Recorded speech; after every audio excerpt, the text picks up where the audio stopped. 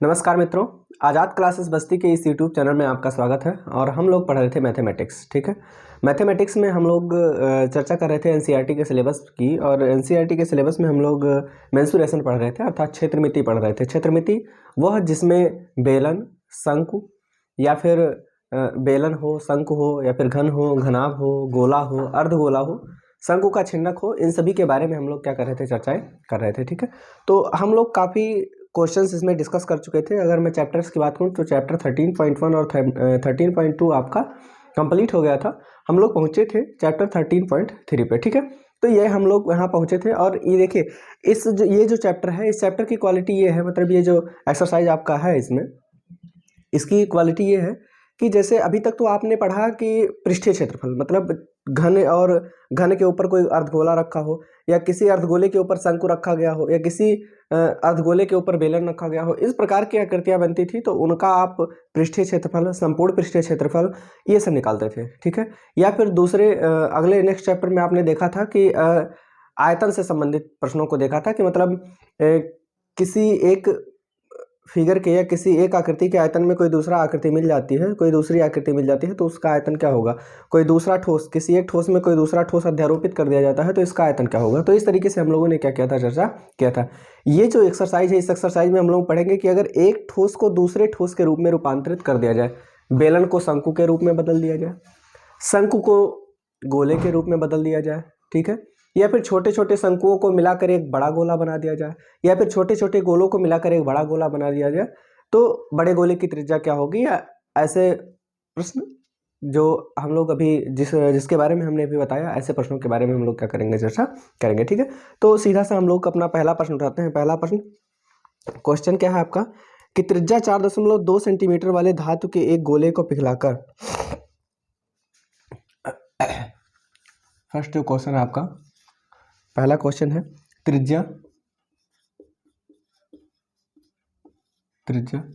4.2 centimetre वाले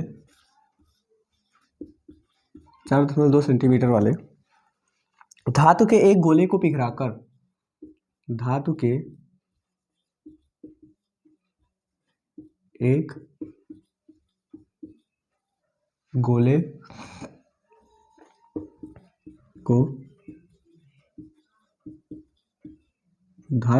गोले को पिघलाकर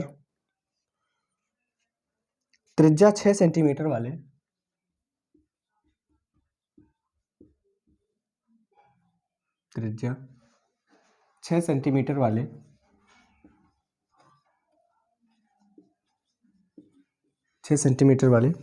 एक बेलन के रूप में ढाला जाता है। बेलन की ऊंचाई ज्ञात कीजिए।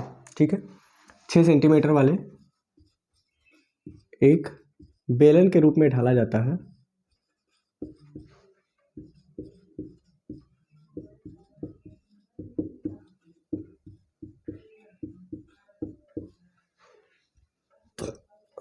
बेलन के रूप में ढाला जाता है। आपको बेलन की ऊंचाई ज्ञात कीजिए। बेलन की ऊंचाई बराबर क्या होगी, ये आपको क्या करना है, निकालना है। देखिए, ये प्रश्न आपका है कि एक गोला है, क्या है, एक गोला है, और इस गोले को ही पिघलाकर एक बेलन बनाया जाता है। इस गोले को ही पिघलाकर एक बेलन बनाया जाता है। एक बात बताओ आप लोग कि जैसे मान लीजिए कि आपके पास मिट्टी है, थोड़ी सी मिट्टी है, आप गीली मिट्टी, और उस गीली मिट्टी से आप क्या करते हो कि एक बार मूर्ति बनाते हो गणेश जी की, फिर वही गीली मिट्टी, उतनी ही मिट्टी से फिर आप उसी को तोड़ मरोड़ के उसी को लक्ष्मी जी का बना देते हो, फिर उसी को तोड़ मोड़ के एक गोला बना देते हो, उसी को तोड़ मोड़ के एक बाल्टी का आकार दे देते हो, उसी को तोड़ मोड़ के एक गिलास का आकार दे देते हो। अब एक बात बताओ, मिट्टी उतनी ही है, केवल आकार बदल रहा है। केवल क्या हो रहा है, आकार बदल रहा है। क्या उसके आयतन में परिवर्तन होगा? नहीं। अगर यहाँ आधे किलो की मिट्टी थी तो यहाँ भी आधे किलो होगी। अगर गणेश जी वाले में आधे किलो की मिट्टी थी तो लक्ष्मी जी वाले में भी आधे किलो की मिट्टी होगी, होगी या नहीं होगी?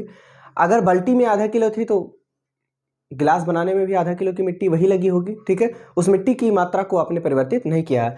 अर्थात चाहे ये गोला, इस गोले को पिघलाकर आप बेलन तो बना रहे हो, लेकिन इस गोले का जो आयतन होगा, इसका जो आयतन होगा, इसके आयतन के क्या होगा, बराबर हो जाएगा। दोनों का आयतन क्या हो जाएगा, बराबर हो जाएगा। अगर हम बात गोले की करें, ठीक है, तो गोले के लिए देखिए त्रिज्या आर बराबर कितना दिया है, 4.2 सेंटीमीटर, 4.2 सेंटीमीटर। अगर हम बेलन की बात करें, अगर हम बेलन की बात करें तो बेलन के लिए त्रिज्या कितना दिया गया है, आर बराबर कितना दिया है, 6 सेंटीमीटर। ठीक है, आपको ऊंचाई नहीं मालूम है, बेलन की हाइट नहीं मालूम है, ये आपको क्या करनी है, निकालनी है। ठीक है, अब हम ये चीज़ तो नहीं, इसकी हाइट तो नहीं जानते, लेकिन एक चीज़ जानते हैं कि दोनों का आयतन बराबर है, दोनों का आयतन क्या है, बराबर है। तो गोले का आयतन क्या होता है, 4/3 पाई आर क्यूब। गोले का आयतन होता है 4/3 पाई आर क्यूब, और जो बेलन का आयतन होता है वो होता है pi r square h, pi r square h होता है। ठीक है, अर्थात 4/3 पाई आर क्यूब बराबर हो जाएगा पाई आर स्क्वायर एच के। चाहे इसको इधर लिख दो, इसको इधर, कोई फर्क नहीं पड़ने वाला है। अर्थात जो बेलन का आयतन होगा, ठीक है, बेलन का आयतन होगा ये गोले के आयतन के बराबर हो जाएगा। ठीक है, तो इसके आयतन के क्या हो जाएगा, बराबर हो जाएगा। लेकिन एक चीज देखिए, इसकी त्रिज्या अलग है, इसकी त्रिज्या क्या है, अलग है। तो दो त्रिज्याएं दी हैं, अगर बड़ी छोटी हैं तो स्मॉल आर और कैपिटल आर मान सकते हो। इसको स्मॉल आर मान लो और इसको क्या कर लो, कैपिटल आर, क्योंकि केवल आर तो नहीं लिख सकते क्योंकि दोनों की त्रिज्याएं अलग अलग हैं। ठीक है, तो इसलिए यहाँ क्या कर देंगे हम, कैपिटल आर। ठीक है, और यहाँ स्मॉल आर ही रह देते हैं। अब सॉल्व करते हैं। देखो बराबर के दोनों तरफ, जैसे मान लो कि बराबर लगा हुआ है, इधर लिखा हुआ है 4 गुणे 5 गुणे 3, और इधर लिखा हुआ है 3 गुणे 12 गुणे 8 लिखा गया है। तो बराबर के इधर उधर हो, कोई दो पक्ष दिए गए हो और दोनों पक्षों में समान चीजें हो, समान चीजें और समान काम कर रही हो। जैसे 4 भाई 3 इसमें क्या कर रहा है, गुणा कर रहा है, 3 भी इधर क्या कर रहा है, गुणा, तो 3 से 3 क्या होगा, कैंसिल हो जाएगा, कोई दिक्कत नहीं। लेकिन एक चीज ध्यान रखो, यहाँ 4 + 5 गुणे 3 लिखा हुआ है बराबर, यहाँ 3 गुणे 12 लिखा हुआ है, तब यहाँ 3 से 3 कैंसिल नहीं हो सकता। क्यों, क्योंकि ये दो पद हो गए, प्लस या माइनस के जितने चिन्ह होते हैं उतने पद हो जाते हैं। तो यहाँ दो पद हो गए, एक पद अलग हो गया, ये एक पद ये अलग हो गया। ठीक है, जब तक इन दोनों को सॉल्व नहीं कर लेते हैं तब तक हम कैंसिल नहीं कर सकते हैं। ठीक है, तो इस तरीके से हो सकता है। अब आगे हम लोग देखें, अगर आगे हम लोग अगर बात करें, ठीक है, इधर तो देखिए पाई क्या कर रहा है, इधर सब में गुणा कर रहा है, पाई भी इधर सब में क्या कर रहा है, गुणा। तो पाई से पाई क्या होगा, कैंसिल हो जाएगा।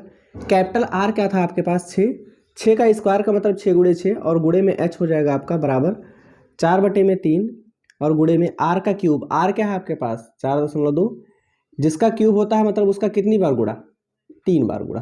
ठीक, उसका गुणा कितनी बार, 3 बार कर देते हैं।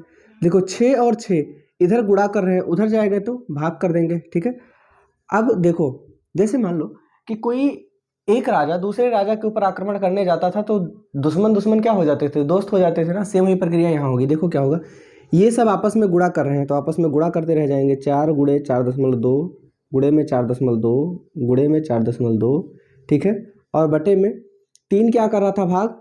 ये दोनों भी जाके क्या करेंगे, भाग करेंगे। एक दुश्मन पहले से मौजूद था, ये 2 जने और पहुंच गए। ठीक, ये हो गया। अब h बराबर हाइट जो होगी आपकी, देखो कैंसिल करते हैं, ये हो जाएगा 6 सते 42, फिर काटेंगे 6 सते 42, ठीक, 3 से काटेंगे, 3 एकम 3, 3 चौके 12, 14 3 42। ठीक है, इतना नीचे सब कैंसिल हो गया, ऊपर जो बचा हुआ है यही बचा हुआ है, इसका मल्टीप्लाई आपस में करवा देते हैं, जो आएगा आपका आंसर हो जाएगा। ठीक है, अब देखिए, अब इन तीनों का आपस में गुणा कैसे करवाएंगे। देखिए थोड़े समय के लिए भूल जाइए, आपके पास दशमलव है, पॉइंट आपके पास है, भूल जाइए। जैसे आपको 4 दशमलव जो है भूल जाइए, 7 गुणे में 7 गुणे में 14। ठीक है, लेकिन ध्यान रखें यहाँ याद रहे कि दशमलव लगा हुआ है, भूल जाए थोड़ी देर के लिए। अब देखिए इन तीनों का आपस में गुणा करवाते हैं। अगर हम आपस में गुणा करवाएं तो 7 सतह क्या हो जाएगा, 49। 49 में अगर 4 का गुणा करवा दें, 49 में अगर हम 4 का गुणा करवा दें तो 4 9 36 के 6, 4 9 36 के 6, हासिल 3 हो जाएगा, और 4 चौक 16, और 3 क्या हो जाएगा, 19 हो जाएगा। ठीक, गुणे में क्या है आपके पास, 14 है, गुणे में क्या है, 14 है। 14 का जब गुणा करवाएंगे तो 14 छक 84, 84 के 4, 84 के क्या हो जाएगा 4, हासिल क्या होगा 8 हो जाएगा।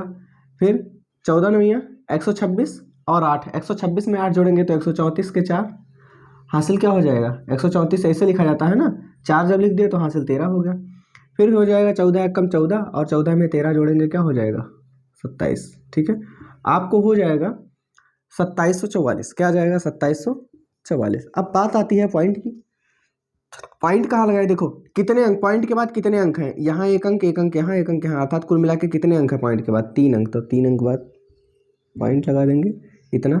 सब माप आपके सेंटीमीटर में दिए गए थे, अर्थात ये हाइट भी आपकी क्या आ जाएगी, सेंटीमीटर में। ठीक है, इस तरीके से आप इस प्रश्न को सॉल्व कर सकते हैं। ये आपको मिल गई बेलन की ऊंचाई। ठीक है, तो ये रहा आपका प्रश्न। ठीक है, हमें तो नहीं लगता किसी प्रकार की कोई समस्या होगी अगर सवाल को समझने में। ठीक है, किसी प्रकार की समस्या होती है तो आप कांटेक्ट कर सकते हैं, कमेंट बॉक्स में बता सकते हैं कि हाँ हमको सर हमको इस प्रकार की प्रॉब्लम है, वो प्रॉब्लम आपको आपकी क्या की जाएगी, सॉल्व की जाएगी। ठीक, अगला जो क्वेश्चन हमारा है, अगला है क्रमशः 6 सेंटीमीटर, 8 सेंटीमीटर और 10 सेंटीमीटर की त्रिज्याओं वाले धातु के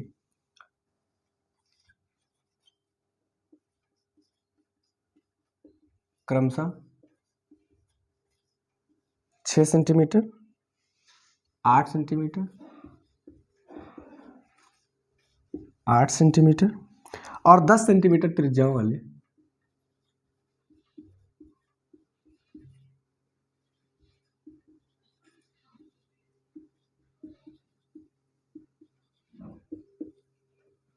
दस सेंटीमीटर त्रिज्याओं वाले धातु के 3 ठोस गोलों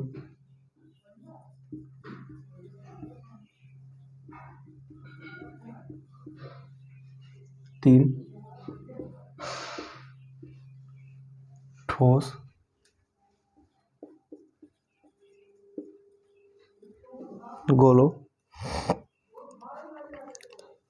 गोलों को पिघलाकर एक बड़ा गोला बनाया जाता है। गोलों को पिघलाकर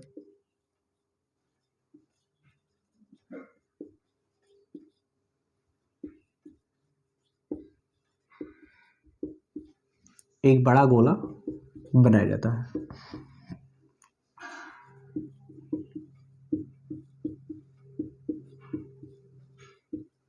एक बड़ा गोला बनाया जाता है। इस गोले की त्रिज्या ज्ञात कीजिए।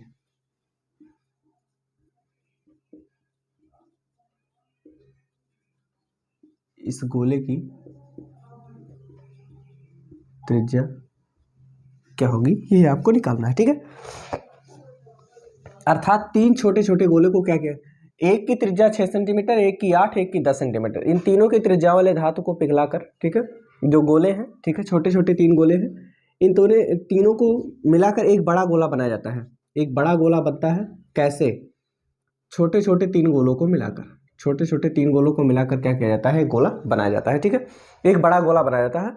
अब आपको इस बड़े गोले की त्रिज्या निकालनी है। इस बड़े गोले की क्या करनी है, त्रिज्या निकालनी है, कैपिटल आर। ठीक है, और ये 3 छोटे छोटे गोले हैं आपके पास, 3 छोटे छोटे गोले हैं, मान लीजिए। अब आ रहा है फिगर, ठीक है, 3 छोटे छोटे गोले आपके पास है। ठीक, अब जैसे मान लीजिए कि 3 छोटे छोटे गोले हैं, एक की त्रिज्या मान लेते हैं कि R1 है, एक की त्रिज्या मान लेते हैं R2 है, एक की त्रिज्या क्या मान लेते हैं, R3 है। ठीक है, और आपके पास त्रिज्याएं दी गई हैं। आपके पास त्रिज्याएं कितनी दी गई हैं, 6, 8 और 10। कितना दिया गया है, 6 सेंटीमीटर, 8 सेंटीमीटर और 10 सेंटीमीटर। इन तीनों के आयतनों को जब हम जोड़ेंगे या तीनों के भार को इकट्ठा तोलेंगे तो इसके भार के बराबर होगा कि नहीं होगा, हो जाएगा। अर्थात बड़े गोले का आयतन बराबर हो जाएगा। ठीक है, बड़े गोले का आयतन बराबर हो जाएगा, बड़े गोले का आयतन बराबर हो जाएगा तीनों छोटे गोलों के आयतनों का योग, आयतनों का योग। ठीक है, अगर पूछा जाए कि ये बड़ा वाला गोला कितने किलो का होगा तो तीनों को एक साथ तोल लेंगे, मालूम हो जाएगा। अर्थात तीनों का आयतन एक साथ जोड़ देंगे। ठीक है, तो तीनों का आयतन जो हम जोड़ेंगे, गोले का आयतन क्या होता है, गोला चाहे बड़ा हो चाहे छोटा, आयतन इसका 4/3 पाई आर क्यूब ही होता है। लेकिन यहाँ क्या है, यहाँ क्या है, कैपिटल आर है, तो कैपिटल आर यहाँ भी हो जाएगा। यहाँ स्मॉल R1 है, तो केवल त्रिज्या बदलनी है ना, R1 R2 R3 हो रही है, कैपिटल आर हो रहा है, बाकी तो सब कुछ वही है। ठीक है, तो बड़े गोले का आयतन क्या हो जाएगा आपका, 4/3 पाई कैपिटल आर क्यूब हो जाएगा, बराबर इसका भी 4/3, उसके बाद फिर पाई। अब यहाँ कैपिटल आर था, इसका क्या है पहले का, R1, तो ये हो जाएगा R1 का क्यूब हो जाएगा, प्लस यहाँ फिर होगा 4/3 पाई क्या हो जाएगा, R2 का क्यूब हो जाएगा, प्लस 4/3 पाई क्या हो जाएगा, R3 का क्यूब हो जाएगा। ठीक है, तो इस तरीके से आप सॉल्व कर सकते हैं। अब 4/3 पाई कैपिटल R का क्यूब बराबर, देखो 4/3 पाई इन सभी में, देखो अभी हम इसको ऐसे नहीं काट सकते, क्यों, क्योंकि यहाँ 3 पद है, यहाँ कितने पद हैं, 3 पद है। लेकिन अगर इसको हम कॉमन कर लें, अगर इसको कॉमन कर लें, 4/3 पाई सब में है, तो यहाँ बच जाएगा R1 का क्यूब प्लस R2 का क्यूब और प्लस क्या होगा, R3 का क्यूब। ठीक है, ऐसे होगा। अब यहाँ देखो ये पूरे ब्रैकेट में गुणा कर रहा है और ये पूरे में इधर गुणा कर रहा है, तो 4/3 पाई से 4/3 पाई कैंसिल हो सकता है। कैपिटल R का क्यूब बराबर, कैपिटल R का क्यूब बराबर स्मॉल R1 का क्यूब, R1 क्या है आपके पास, दैट इज 6 का क्यूब हो जाएगा, प्लस 8 का क्यूब हो जाएगा, प्लस R3 क्या है आपके पास, 10 का क्या हो जाएगा, क्यूब हो जाएगा।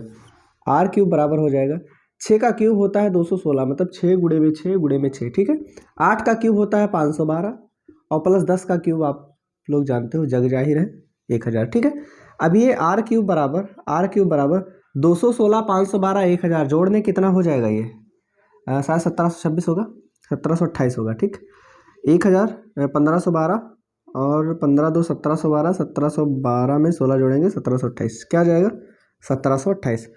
यहाँ क्यूब है, हमको चाहिए R, हमको त्रिज्या चाहिए, लेकिन यहाँ R क्यूब है।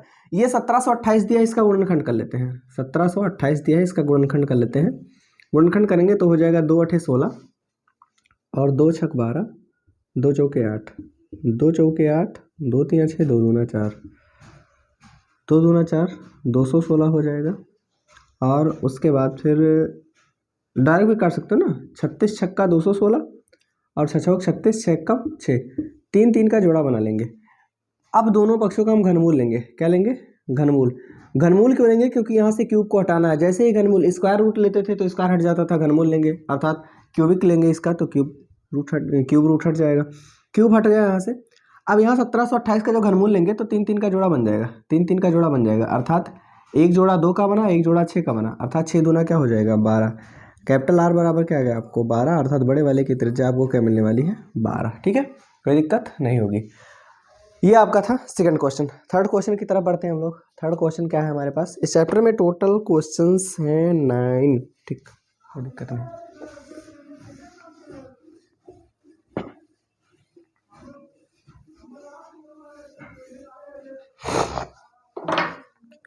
थर्ड क्वेश्चन जो आपके पास है, व्यास 7 सेंटीमीटर वाला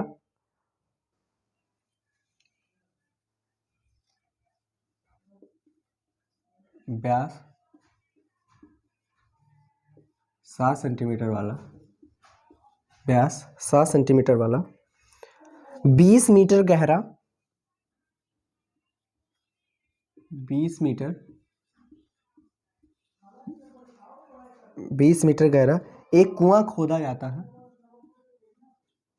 यह सब करवाएंगे तुम लोगों से कुआं वगैरह खुदवाएंगे। गहरा एक कुआं खोदा जाता है, कुआं खोदो, मिट्टी निकाल, चबूतरा बनाओ और खोदने से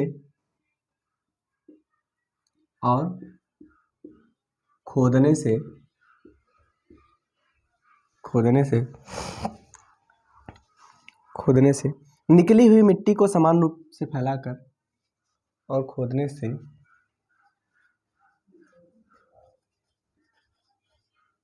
निकली मिट्टी को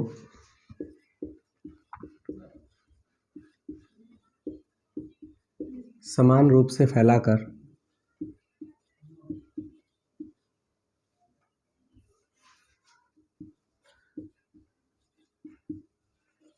समान रूप से फैलाकर 22 मीटर गुणे 14 मीटर वाला एक चबूतरा बनाया जाता है। 22 मीटर गुणे 14 मीटर वाला एक चबूतरा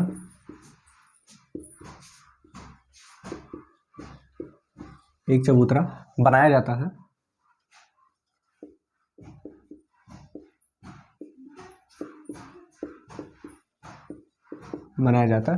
एक चबूतरा बनाया जाता है। इस चबूतरे की ऊंचाई ज्ञात कीजिए। इस चबूतरे की ऊंचाई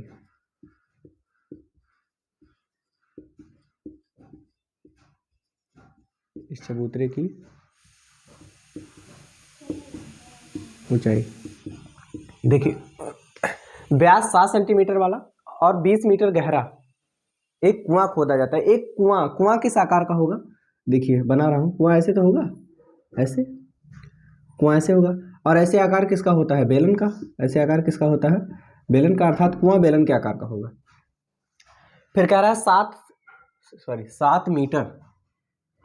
7 मीटर व्यास है इसका। व्यास पूरा कितना है? 7 है, तो इसकी त्रिज्या मतलब आधी क्या हो जाएगी? आधी इसकी क्या होगी? आधी 7 के आधे क्या होगी? 7/2 हो जाएगी। ठीक है, इतना मीटर इसकी त्रिज्या हो जाएगी। किसकी? इस बेलन की।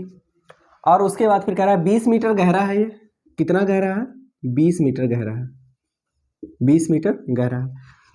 इसी की मिट्टी को निकाल कर एक चबूतरा बनाया जाता है।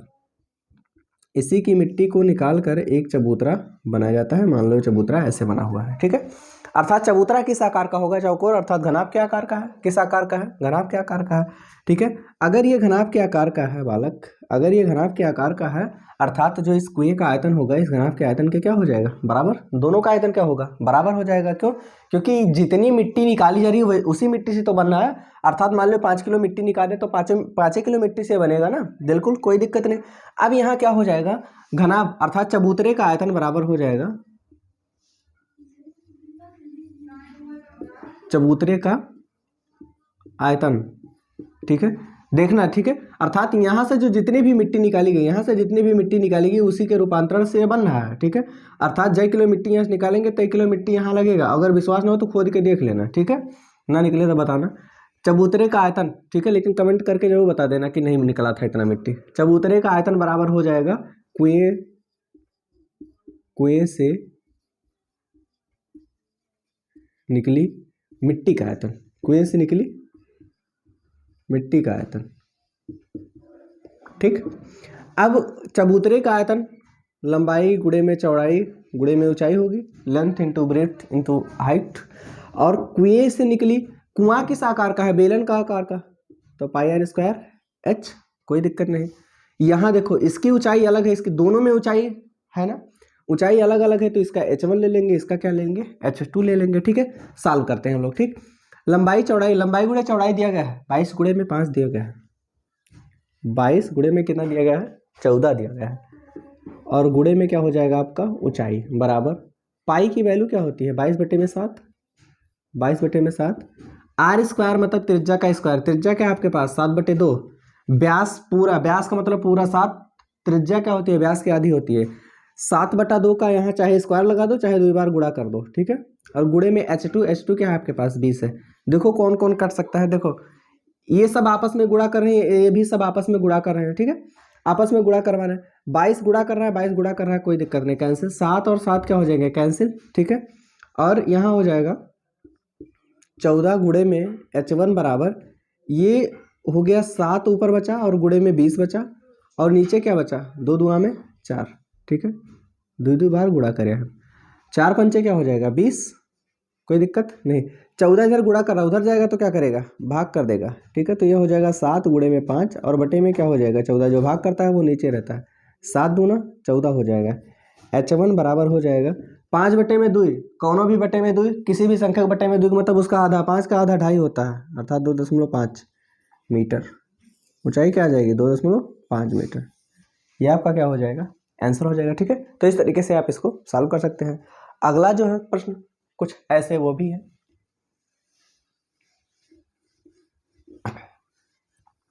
आपको नोट करने के लिए वीडियो रोका नहीं जाता है और रोकना उचित भी नहीं है। जैसे आपको अगर ये प्रश्न, ये सॉल्व अगर नोट करना है तो आप वीडियो रोक कर भी नोट कर सकते हैं। ठीक है, लेकिन अगर हमने वीडियो रोका तो वीडियो का साइज बहुत ज़्यादा हो जाएगा। खैर कोई दिक्कत नहीं, आपको तो कुआं खोदना है। चौथा क्वेश्चन आपका है।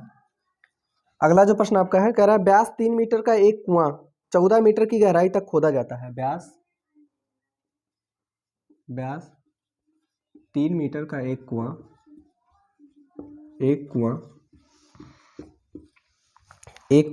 14 मीटर की गहराई तक खोदा जाता है। 14 मीटर की गहराई तक खोदा जाता है। खोदा जाता है, ठीक। और खोदने से हाँ, खोदा जाता है। निकली मिट्टी से कुएं के चारों ओर, निकली मिट्टी से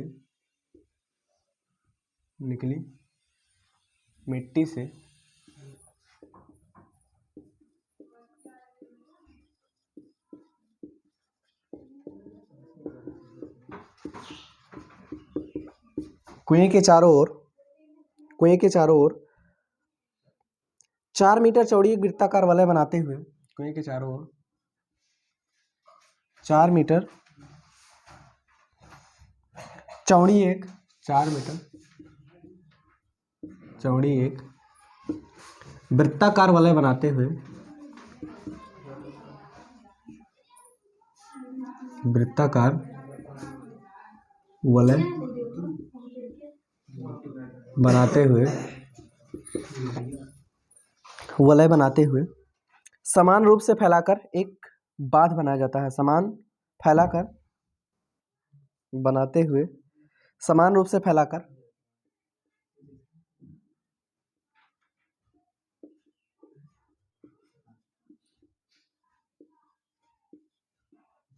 से फैलाकर एक प्रकार का बांध बनाया जाता है। एक प्रकार का बांध बनाया जाता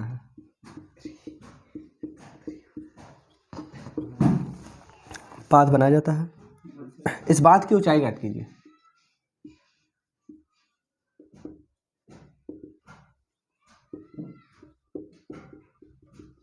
अब एक चीज देखिए, जैसे पिछले क्वेश्चन में था कुएं से निकाली गई ही मिट्टी बनाई जाती है। जैसे मान लीजिए कि कुएं से निकाली गई ही मिट्टी से बनाया गया है, अर्थात कुछ इस तरीके से ये कुआं अंदर खोदा गया और उसके किनारे किनारे एक वृत्ताकार वाला, ये आपका कुआं है। ये क्या है? आपका कुआं है। और इस कुएं का व्यास कितना दिया गया है? 3 मीटर व्यास दिया गया है। इसका व्यास कितना दिया गया है? 3 मीटर। इसका व्यास दिया गया है आपको 3 मीटर। 3 मीटर पूरा है। अगर आधे की बात करेंगे, ठीक है, आधे की बात करेंगे तो 3 का आधा क्या होगा? 1.5 हो जाएगा, 1.5 हो जाएगा, 3/2 लिख दो। और ये 4 मीटर चौड़ाई का है। इसकी चौड़ाई कितनी है? 4 मीटर। ये कितना है? 4 मीटर। अब एक चीज देखिए, जो वृत्ताकार वलय किनारे पे बन रहा होगा कुछ इस आकार का बनना होगा। जगत देखिए वो कुआं का सेम ऐसे कुछ इस तरीके का बनना होगा कि नहीं बनना होगा? मतलब इस एक तरफ से देखने पर ऐसे लग रहा होगा, अर्थात इसके चारों तरफ एक वृत्ताकार वलय बना हुआ है। अर्थात कुएं का जो आयतन होगा वलय के आयतन के क्या हो जाएगा? बराबर। लेकिन वलय का आयतन निकलेगा कैसे? वलय कैसा बना हुआ है? वलय इस तरीके से बना, ऊपर से देखने पर एक पूरे बेलन में एक छोटा सा खोखला बेलन दिखता होगा।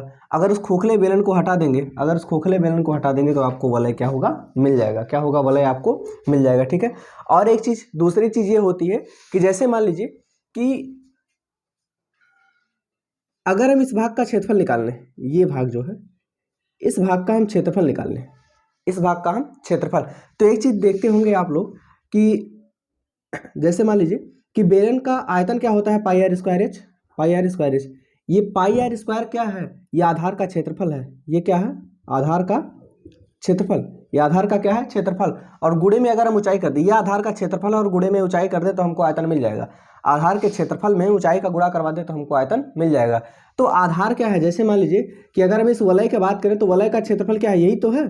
तो सबसे पहले हम वलय का क्षेत्रफल निकालते हैं। वलय का क्या हो जाएगा? क्षेत्रफल। लेकिन वलय का क्षेत्रफल निकालने के लिए, अर्थात एक बड़े वृत्त में एक छोटा वृत्त है, इस बड़े वृत्तवा में से इस छोटे वृत्त को बाहर कर लेना, अर्थात कुएं को बाहर कर लेना है। इस छोटे वृत्त को बाहर करने के लिए इसकी त्रिज्या मालूम होना आवश्यक है। ठीक है। अर्थात अगर हम वलय का क्षेत्रफल निकालें, वलय के ऊपरी भाग का क्षेत्रफल,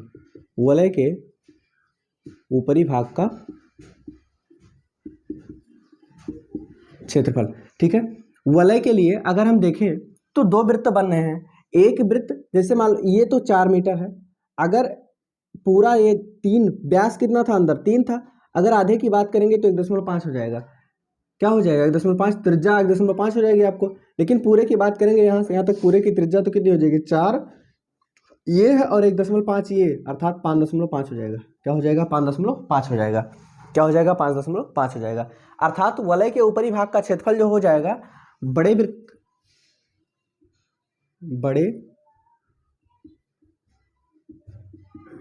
का क्षेत्रफल माइनस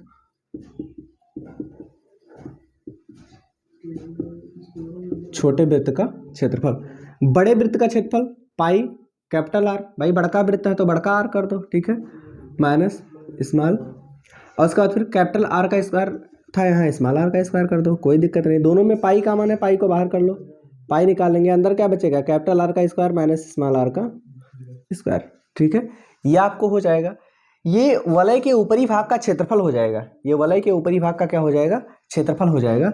अगर इसको हम सॉल्व करें तो पाई को ऐसे ही रहने दो, और कैपिटल आर का स्क्वायर, कैपिटल आर अर्थात पूरी त्रिज्या क्या थी आपके पास 5.5, इसका स्क्वायर, माइनस छोटे वाले त्रिज्या क्या थी 1.5, इसका स्क्वायर हो जाएगा। सॉल्व करेंगे पाई, और ये हो जाएगा 5.5 का वर्ग करेंगे। जैसे देखो 55 का हमको वर्ग करना होगा, 55 का वर्ग करना होगा, 2 भागों में बांट दें, 2 भागों में बांट देंगे तो 5 का वर्ग क्या होगा 25, और 5 के आगे क्या आता है 6, तो 5 क्या हो जाएगा 30, 2 अंक बाद दशमलव था, 1 अंक बाद दशमलव था, वर्ग करेंगे 2 अंक बाद दशमलव, अर्थात ये हो जाएगा 30.25 माइनस 1.5 का वर्ग करेंगे तो 2.25 आ जाएगा, ठीक। अगर घटा ले तो ये 30 में से 2 घटाएंगे 28 हो जाएगा, ये हो जाएगा 28 पाई, क्या हो जाएगा 28 पाई।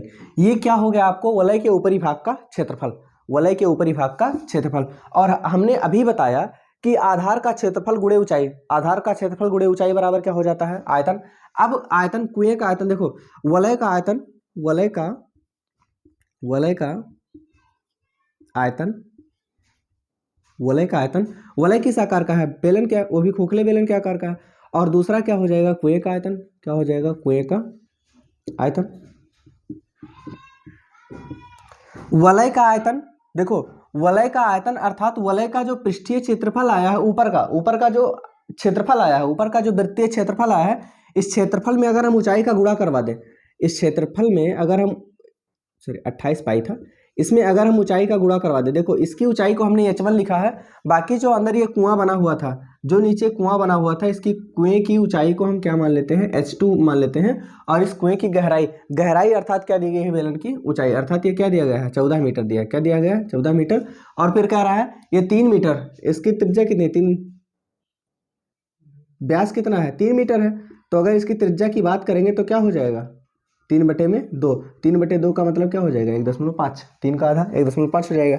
अब ये कुएं का आयतन, कुएं का आयतन क्या हो जाएगा, बेलन का आयतन पाई आर स्क्वायर h, यहाँ h2 कर देते हैं क्योंकि इसकी ऊंचाई अलग होगी, ठीक है। सॉल्व कर देते हैं, ये हो जाएगा, पाई से पाई कैंसिल हो जाएगा, हो गया 28 h1 बराबर आर स्क्वायर, आर क्या है आपके पास त्रिज्या कुएं की त्रिज्या 3/2 है, तो 3/2 का स्क्वायर मतलब 3/2 गुणे में क्या हो जाएगा 3/2, और h2 क्या है आपके पास 14, h2 क्या है आपके पास 14। सॉल्व कर लेते हैं इन्हीं को, 2 सतह क्या हो जाएगा 14, 28 इधर गुणा कर रहा है, उधर जाएगा तो भाग कर देगा, उधर जाएगा तो भाग कर देगा, तो h1 बराबर हो जाएगा आपको, h1 बराबर हो जाएगा 3 भी गुणा कर रहा है, फिर 3 गुणा कर रहा है, फिर 7 गुणा कर रहा है, और भाग कौन कर रहा है 1 2 इधर है भाग कर रहा है, 28 जाके भाग करेगा, 2 और 28 जाके क्या करेंगे भाग करेंगे, 7 चौके क्या हो जाएगा 28, h1 बराबर हो जाएगा 3 तियां 9 और फिर 4 दूना 8, ठीक है। h1 बराबर 8 से 9 में भाग करेंगे तो 8 एकम 8, 8 से 9 में अगर हम भाग करें, ठीक है, तो 8 एकम 8 हो गया, 1 बचा, दशमलव हटाएंगे 0 हो जाएगा, दशमलव बढ़ाएंगे 0, ठीक है। 8 एकम 8, 2 10, दशमलव बढ़ा हुआ 0 बढ़ा सकते हैं, 8 दूनी 16, 4 20, अब की बार 0 बढ़ेगा तो 8 पंचे क्या हो जाएगा 40, अर्थात 1.125 मीटर ये हो जाएगी वलय की ऊंचाई, ये हो जाएगी आपको वलय की ऊंचाई। देखिए हमने अलग से नहीं लिखा कि वलय की त्रिज्या ये है, वलय का फलाना ये है, ढिमकाना ये सब नहीं लिखा, हमने केवल क्या कर दिया है फिगर बना दिए, इस फिगर से आप क्या कर सकते हैं नोट कर सकते हैं, ठीक है। तो ये थे आपके 4 प्रश्न, आगे जो इससे एक्सरसाइज में जो भी क्वेश्चन बचे हुए वो आपको क्या करवा दिए जाएंगे, सॉल्व करवा दिए जाएंगे नेक्स्ट क्लास में। तब तक के लिए आप लोग हंसते मुस्कुराते रहिए, अपने और अपनों का ध्यान रखिए, धन्यवाद।